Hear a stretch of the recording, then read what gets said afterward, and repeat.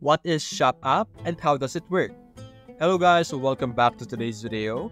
In today's video, we will be showing you guys how Shop App works and how is it different from other shops. Now, Shop App is very different to other e-commerce platform shop because they have a twist. And I will be showing you what that twist is. So let's treat it right now as a normal shop. So let's simply search for a specific product. So let's say I want to buy some cat toys. Simply click on enter, and of course you will be able to see here some cat toys based on your search results. Now, it has the typical e-commerce things that you can see, the photo, the title, the ratings, the price. But the different thing that they have is the Shop AI over here.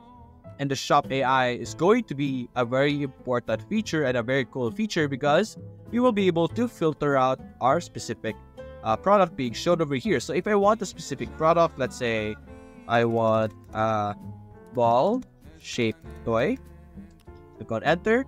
And what the Shop AI will do is that it will filter our shop results over here with only ball-related results, as you can see here. So this is a very amazing feature that would allow us to easily pinpoint and find products that we want right away.